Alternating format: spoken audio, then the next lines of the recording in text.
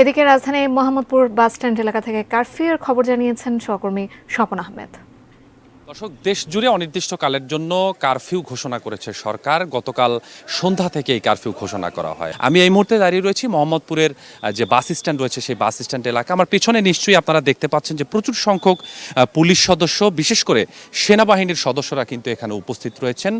কেননা শুধু এই জায়গাটিতে নয়, রাজধানীর অনেক জায়গায় বিশেষ করে গুরুত্বপূর্ণ সরকারি যে স্থাপনাগুলো রয়েছে এবং এমনকি যেখানে সবচেয়ে বেশি আন্দোলন এই কয়েকদিনে হয়েছে সেই সব জায়গাতে কিন্তু আজকে প্রচুর সংখ্যক সেনাবাহিনীর সদস্যরা তারা কিন্তু তৎপর রয়েছে, যাতে এই আন্দোলনকারী বা এই দুর্বৃত্তরা যেন কোনো ধরনের কোনো স্থাপনায় বা কোনো অগ্নিসংযোগ বা কোনো সহিংসতা ঘটাতে না পারে। তবে রাজধানীর সড়কগুলোতে কিন্তু কারফিউ এবং পাশাপাশি যে 3 দিনের সাধারণ ছুটি ঘোষণা করা হয়েছে সেই ছুটির কারণে কিন্তু মানুষের সংখ্যা একেবারেই কম। তবে অন্যান্য সড়কগুলোতে কিছু কিছু পরিমাণ যে প্রয়োজনীয় পরিবহন রয়েছে, অর্থাৎ অ্যাম্বুলেন্স এবং প্রয়োজনীয় পণ্যবাহী যে পরিবহনগুলো রয়েছে, বিশেষ করে শাকসবজির যে বাজারগুলোর সামনে, এখানে কিন্তু বেশ কিছু গাড়ি লক্ষ্য করা যায়। তবে প্রত্যেকটা সড়কেই কিন্তু একদমই ফাঁকা। কিছু কিছু সড়কে রিক্সা সহ ছোট ছোট যানবাহন, মোটরসাইকেল, সিএনজি কম পরিমাণ চলাচল করছে। তবে সর্বশেষেই বলতে হয়, কারফিউ